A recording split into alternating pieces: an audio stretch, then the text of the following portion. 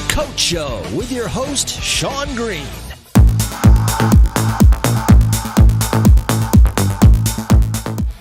Welcome to The Coach Show. My name is Shaun Green. Our featured guest today is Martin Jacobson. Martin Jacobson is arguably the most successful coach in New York City history. Last week we looked at a documentary called Coach, which was provided by Setanta. It was an amazing insight into New York City soccer. Today I'll be traveling to Manhattan to meet with Martin Jacobson. We'll be taking a trip down there and he'll be discussing what's it like to coach in the inner city and his experiences at working in one of the greatest cities in the world. So follow me on a trip down to Manhattan.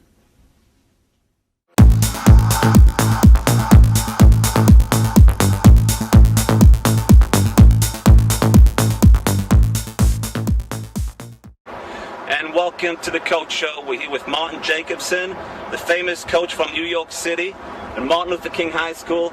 Martin, welcome to the Coach Show. Thank you, Shaun. This was the longest trip. We probably could have went to Europe by the time it took us to get through the traffic to get here, for your hometown right here in New York City. What a fantastic city. Best city in the world, Shaun. This is the greatest city. Just getting to it and leaving it, sometimes a little bit of traffic. Now, you've lived here for how many years? I've been back in New York now 25 years. Back home. I call it home. Well, I was born and raised in New York. Long Beach, New York. I was born in Brooklyn and raised in Long Island, correct. As a high school coach, you have an unbelievable record, 12 championships in 14 years, against 110 different schools in the city here in New York City. That's just a phenomenal record that you've had. Out of all the famous athletes and all the famous coaches in the Big Apple, you are arguably the most successful and most consistent coach in any sport. So they say. That's all I'm going to. So they say. I have had the distinction and the honor of winning many championships and a greater number of percentage of wins. And I've been fortunate. I've been very lucky to have gifted athletes and possess, some records. Winning as coach in history of New York. It's been an honor, and I attribute that to my great kids that played for me. We've just watched a fantastic documentary by Liam McGrath, the Irish filmmaker who came out here. That was, I believe, 4 years ago. It came out, correct. It was filmed in 2002, so it was actually 6 years ago. 8 years ago, or in 2003, and then I think they released it in 2004 and 5. So it's been a little bit longer, but it was quite a story, as you can tell. One of the most phenomenal documentaries about soccer at any level that I've watched. It was a great insight into the lives of the kids that you work with, and a very special relationship between you and your players. Well, originally produced by Setanta, so they had a great inkling to find out what goes on in New York City. And one of the things that went on is the struggles of some of our young immigrants, and I think they portrayed it, and the conflicts of any coach that goes through on the documentary.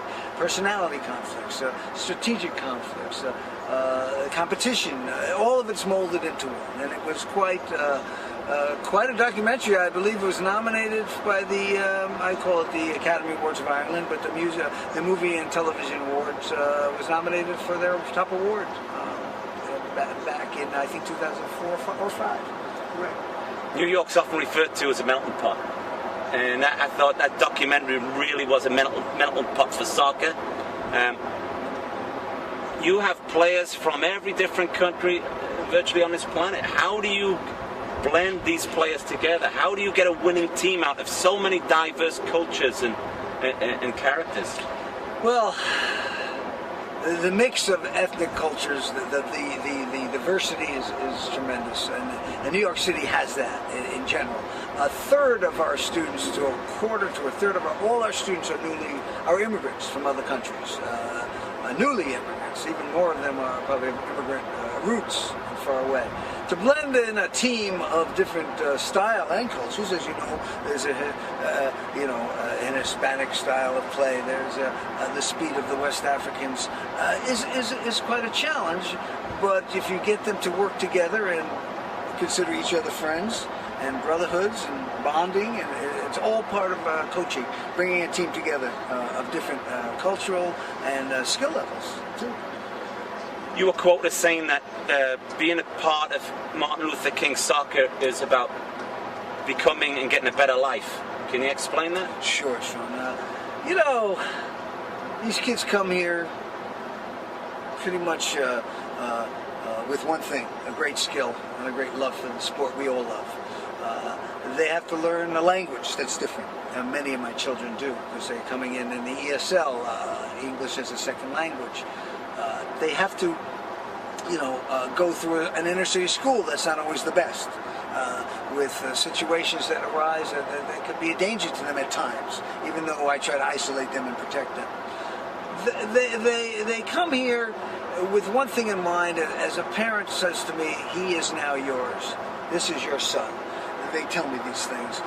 The thing about it is, I've been so successful with their playing ability. They get noticed so much between myself and, of course, the clubs they play on, that their better life is usually a great college scholarship or at least financial aid to allow them to play at a different level post-high school. So the biggest motto and the biggest sign in my office has always been, playing soccer for Martin Luther King is about getting a better life. Well, you've literally produced hundreds of kids who've went on to college, great players who've went on to play professional soccer, but the most impressive statistic for me was that 80% of your players are graduating, and of those, about 95% of those players are then going on to college. That's a phenomenal statistic. Something to be proud of their ability to perform under circumstances and learn. And of course, it is a great thing for me.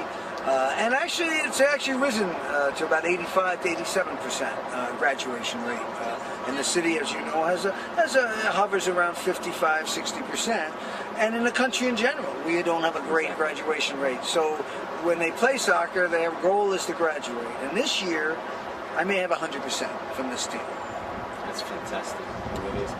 Now, what kind of support do you get? Last week on our show, we had the University of Connecticut. They're practicing in a $30 million indoor temperature control facility, and we looked at your documentary here, and it seems to me that you have to work for every inch and every dollar for what you need for your program. How are you funded?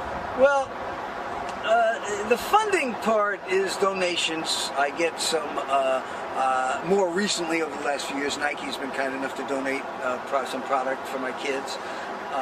The other thing is for transportation, for meals, for anything we do to travel a little bit to Connecticut, whether it's Westchester County. I have to ask some benefactors to come through with some cash, and been fortunate enough to do it. And a lot of times the cash comes from my pocket. I can guarantee $2,000 to $4,000 a year out of my pocket, easy. And Nike have done a super job supporting your program. They have. They've been great. They've been a supporter since for over 10 years.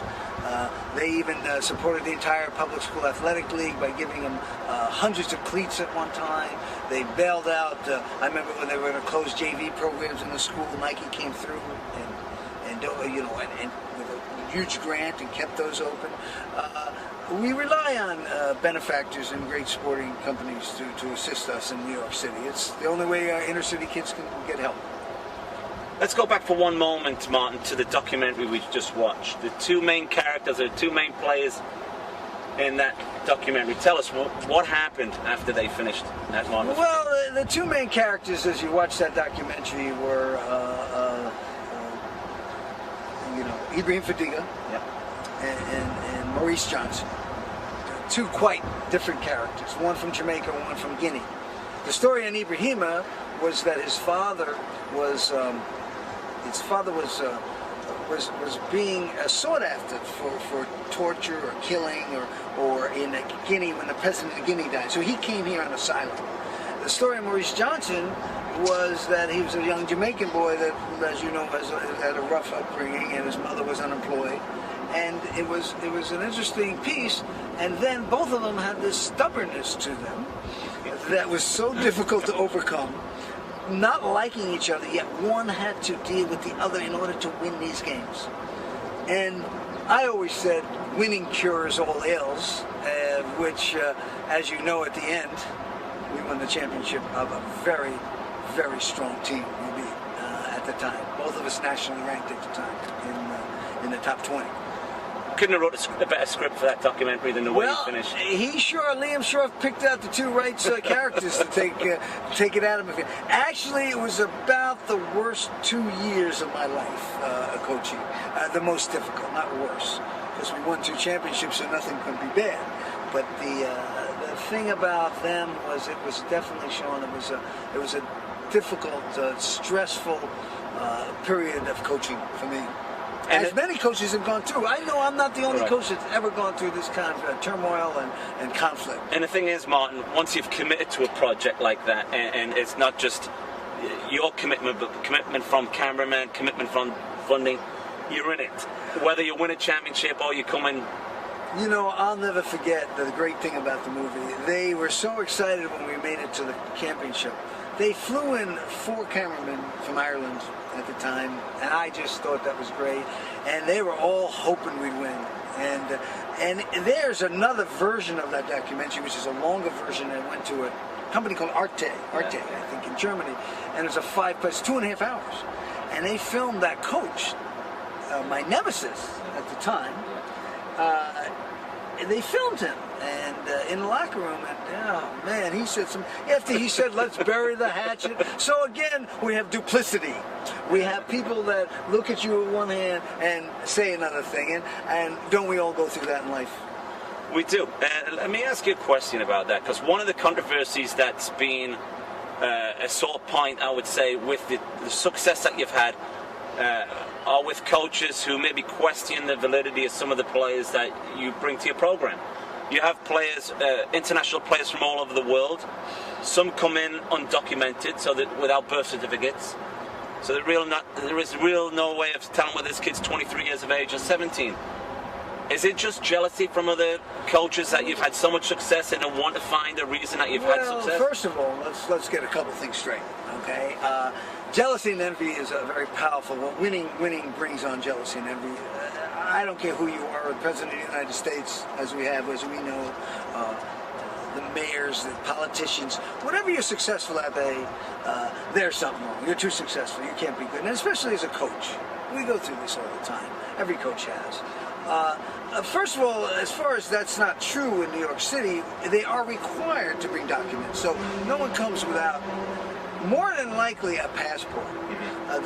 What I make them do is present a passport to the Department of Education. I have nothing to do. So that's kind of waned away. You know, it's kind of disappeared. I mean, because there's more and more. It's not true. These kids come here with documents of some sort. They are expected to verify documents. They go through the Department of Ed bureaucracy, and then they're placed in the school. They can't walk into my school and say, "Here, this is I'm 16 years old," and just come in. So years ago, that's where the jealousy began. Oh, the kids are too old. The kids are good. We're just good. We're just so skilled that you can't be that skilled at 16. Why don't we ask Brazil about that? Well, let's just take a step back.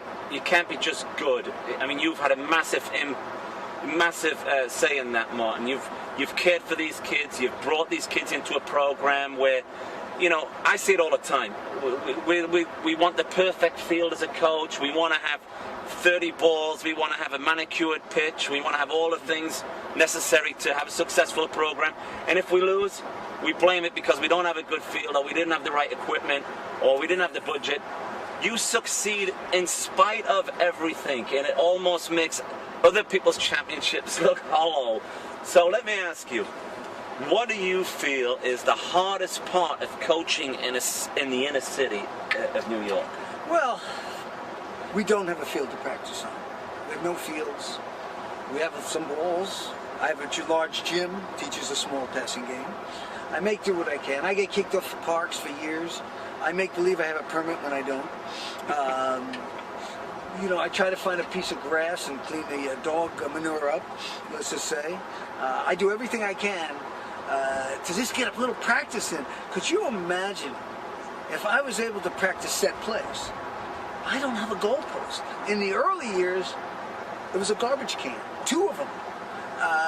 Now, I'll find a field without goalposts. We will put down cones and say, this is your goal. Has it gotten better? No, not that much. We still have trouble finding it. What I do is I found a field they just built close to school, but they have a game every day on it. So I rush them over to the field so we get some shooting practices in before they start playing on a real goalpost. We go through a myriad of problems. We go through a myriad of situations that is not UConn-ish. It's not the women's coach of the $30 million facility. We have none of that. We have passion, we have heart, we have skill. That's what we have. Arguably one of the, if not the most successful high school coach in the country. Why stay in New York City? Why not go to another state where maybe it can offer you that? Why stay here? I told you the greatest city in the world. Did I say this is not the greatest city in the world? I'm here because I love the city and I love my program and I love my kids. I'll never get kids like this. I'm not a suburban teacher. I'm not a suburban coach.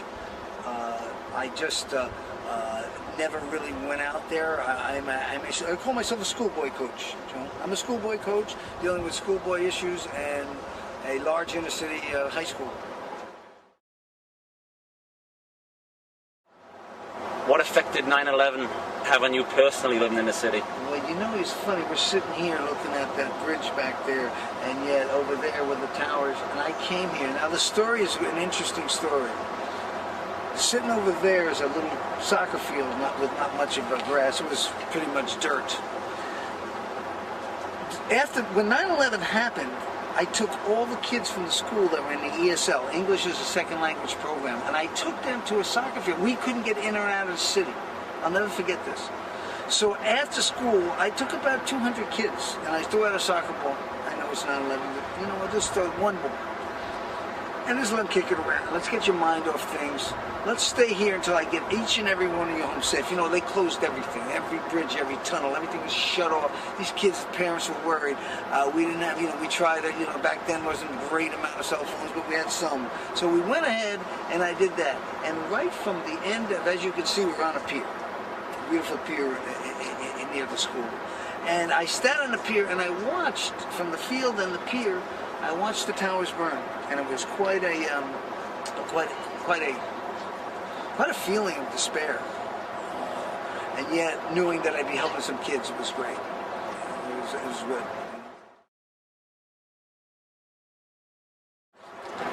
A fascinating story of a coach and the relationships you have and the lives that you've changed by bringing kids in and being there for them as a guardian and somebody who can help mentor them and direct them. Are there life lessons in the game of soccer, Martin? Well, of course. There's life lessons in every little thing that we do. Life lessons for soccer is to me, I always say, I use the term life lessons. Well, one is learn a passion, keep your focus. And one of the life lessons is your heart.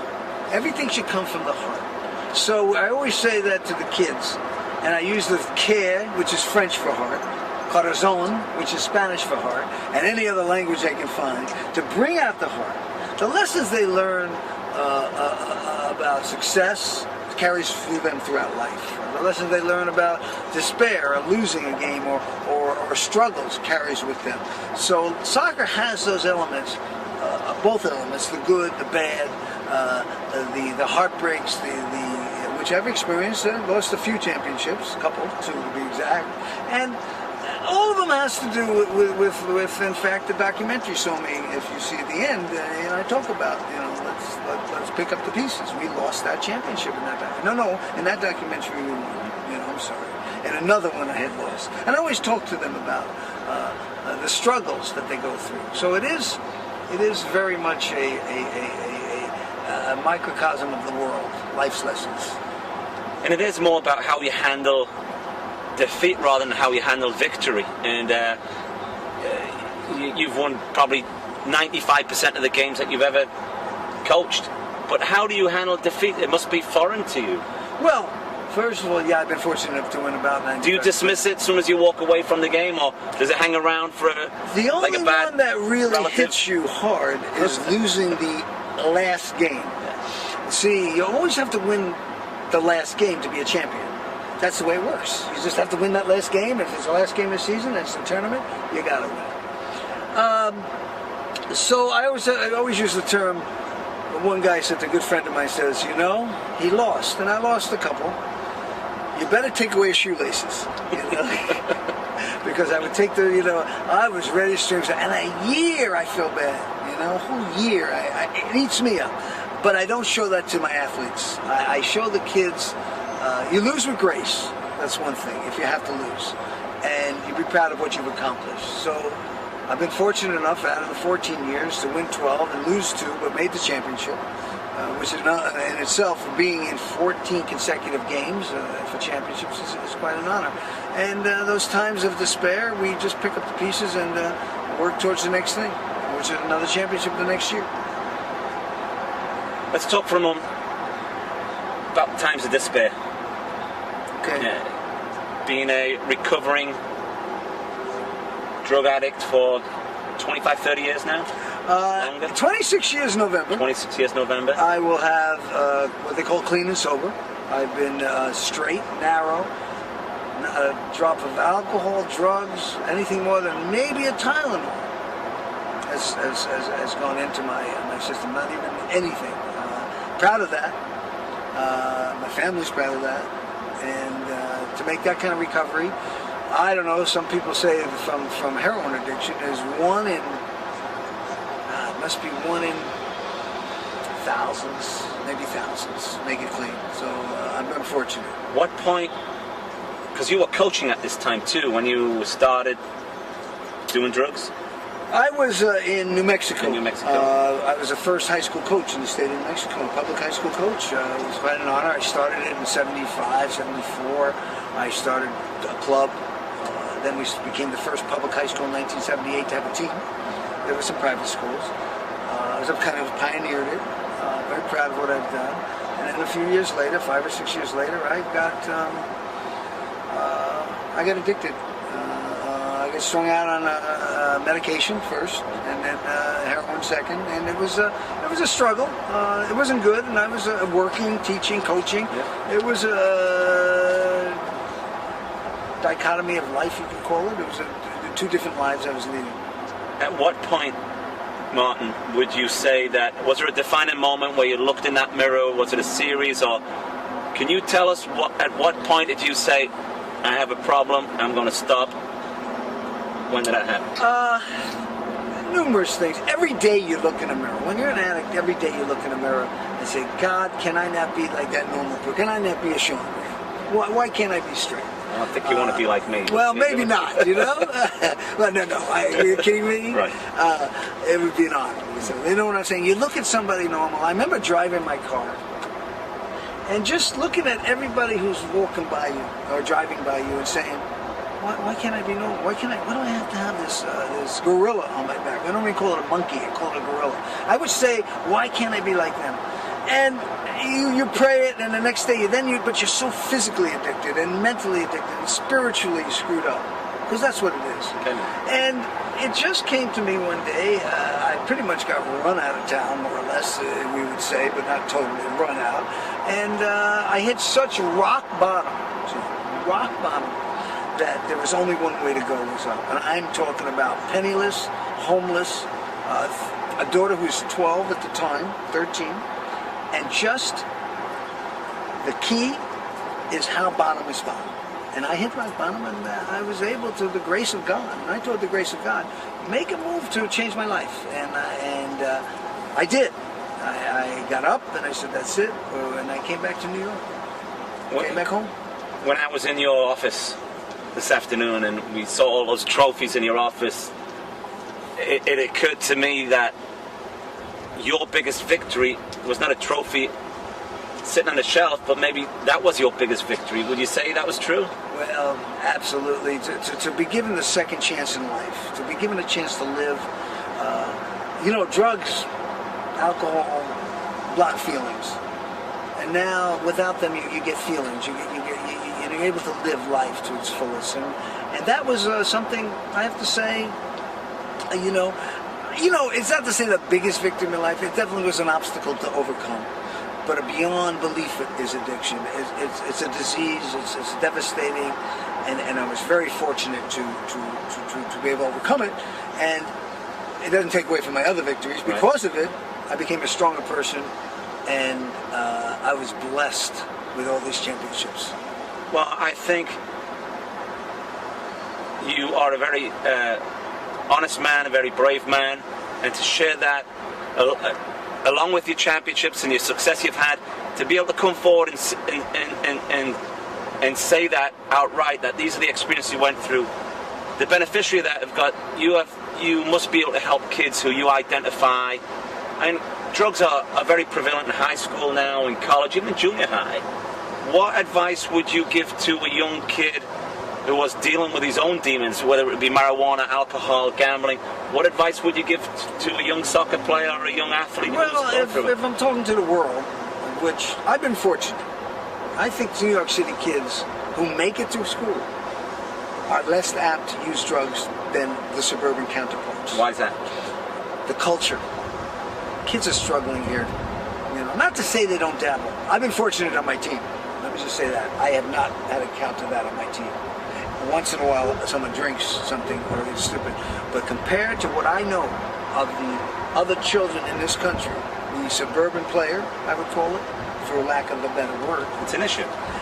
It's a big issue in suburban high schools. Yeah. It's a lot bigger issue because the kids who, and now I look at two different things. One, you talk about my soccer kid is not affected. And two, you talk about my overall young student who's in New York City. That's different. And we don't experience the same things, the same problems that exist. They're just living in projects or housing that are subpar, and they're looking to strive for a better life. They're not looking for that high. And my kids in soccer have been very fortunate to get their high from our sport. Now, in the world, but when a kid does come to me with those issues, basically I'll do anything to help them, whether it's one of the kids I work with in school or whether it's one of my players. And if they did, or it does, or the word to the world is only one path it's leading you to, and it's not the path of righteousness and goodness and cleanliness is what you need to be. You need to be clean. You need to be clean and sober to actualize and realize your future and your life. Some of your kids on your team are in group care homes, right? Well, we've had numerous kids like Ibrahima, who came here and ended up without a home. We call them homeless, and they had to go into group homes of foster care agencies and survive some rough times. In fact, some very rough times.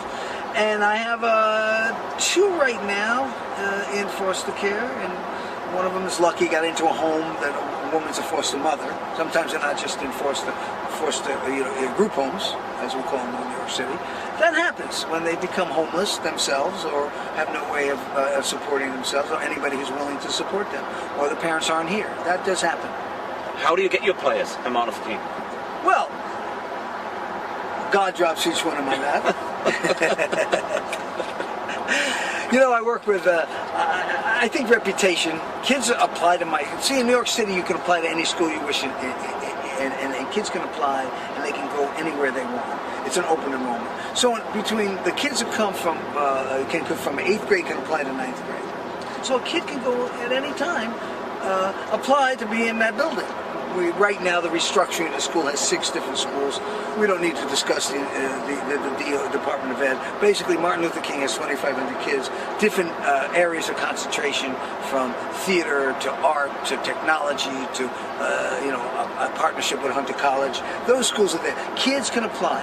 Now, a lot of times I work with club coaches who say, I want you to take a look at this kid, so I go out and see him.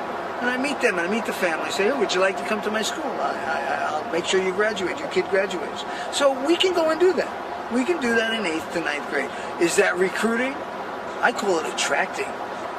And I thought I'd call it, any coach in the city does it. And so some of these other coaches that have made those kind of remarks, they can do it also. And you know what? They do. You know, my nemesis arch rivals, 2 schools, absolutely do. The same thing. The good schools do it, And then you get lucky. You get a kid sent to you, like I said. Look at Mansour Njai. Just one day, UConn, the captain, All-American, just came and showed up. I mean, I got lucky. So I said, are they dropped by God? They're dropped. And then I tracked a few more from the program. Are you a religious man? I'm a spiritual man. Yeah. I'm a spiritual man. I'm Jewish by my parents immigrating from Lithuania, and that way, my grandparents. I believe in freedom of religion. I believe people should be religious, and if they choose to be religious, I work with a lot of Muslims. Always respect their practices.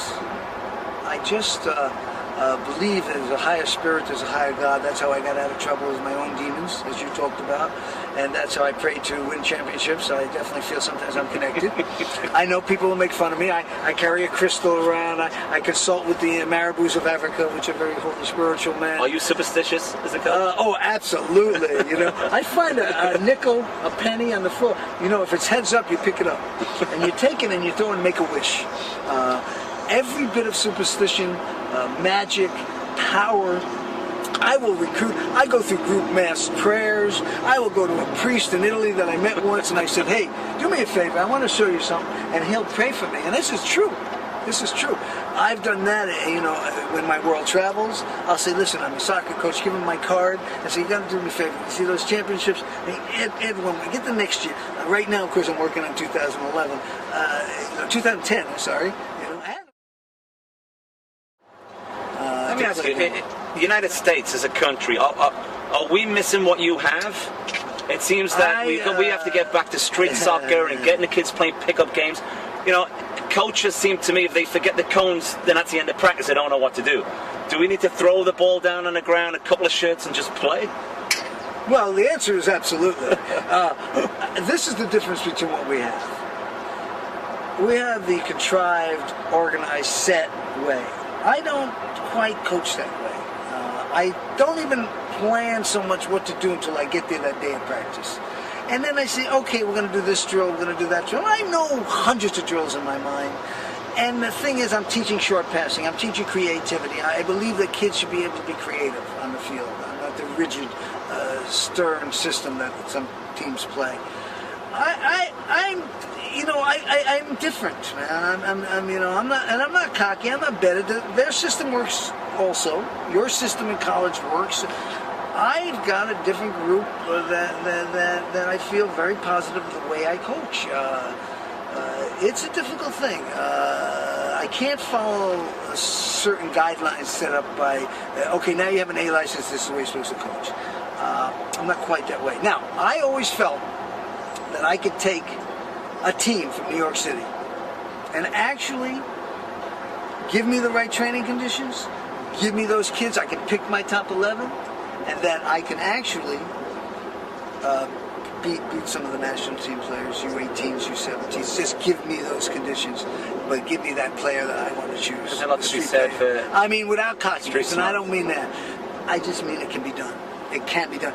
The funny thing I laughed about that day, I got an email from the NSCA. They were doing a symposium on inner city soccer, and they wanted me to attend.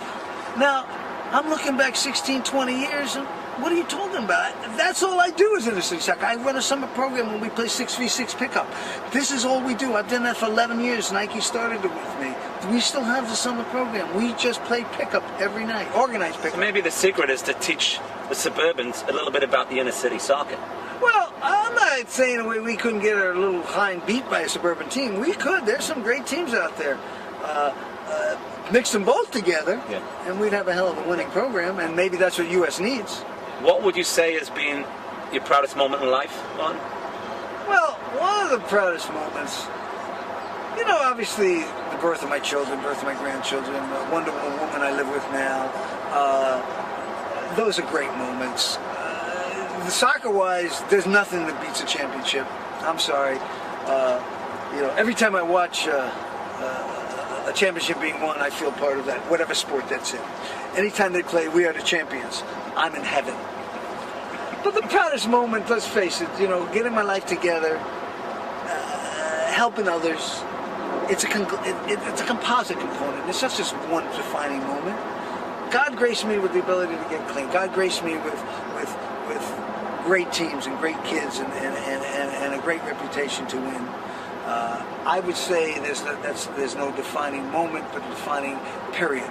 And these last 25 years of cleanliness are the defining period, and it's gradual. Everything takes steps. Everything is not done overnight, you know? I've heard a lot of rumors that there is going to be a major movie made about your life. Is there any truth to that? Yeah, there's truth to it.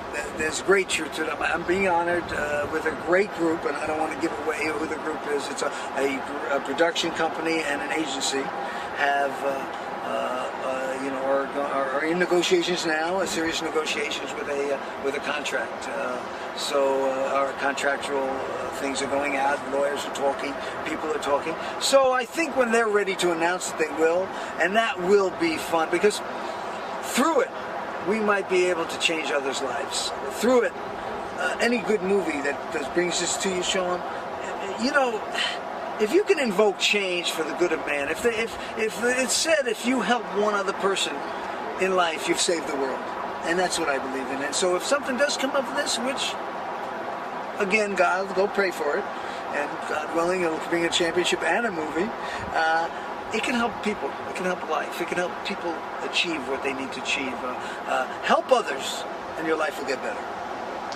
If they do make this movie, who would play Martin Jacobson? Who would you like to play Martin Jacobson in this movie? Well, the good thing...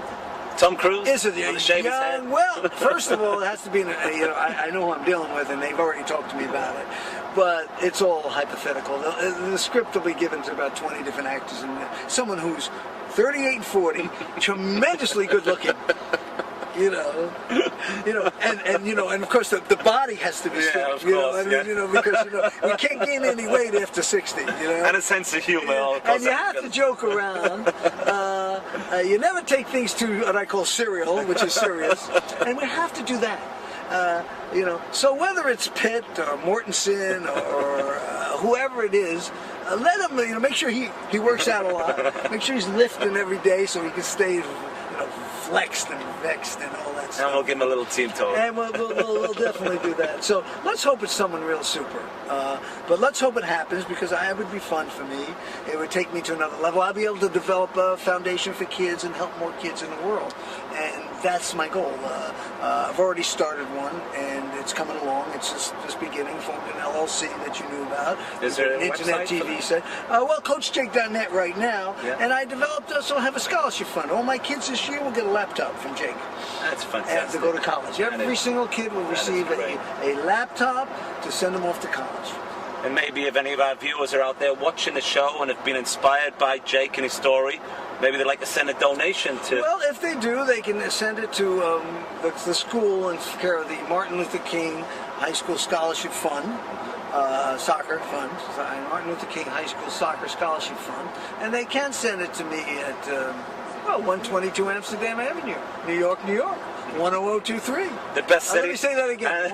Martin Luther King Scholarship Fund. Hey, listen, if you're generous enough to do that and you want to donate some money, hey, we'll take it. We put it in it's in a fund, and it goes to the kids. When they graduate, only when my kid graduates does he get something. This year I'm going to do, I'm going to do laptops with them. Well, Martin, the whole concept of this show originally was to share experiences with other coaches around the world via the internet and on TV, and to give them the opportunity to peek over the fence to see how other fellow coaches work and how they affect people's lives and the environments they work in. We're very pleased that you granted this interview and allow us to do a piece on you on the show here. You're an inspiration, not just to the kids and to families, you're an inspiration to coaches all over the world. Wish you nothing but the very best, and I'll be the first at the box office to buy the ticket when the movie's out. Thank you very much, Martin. Appreciate it. Thank you. Okay.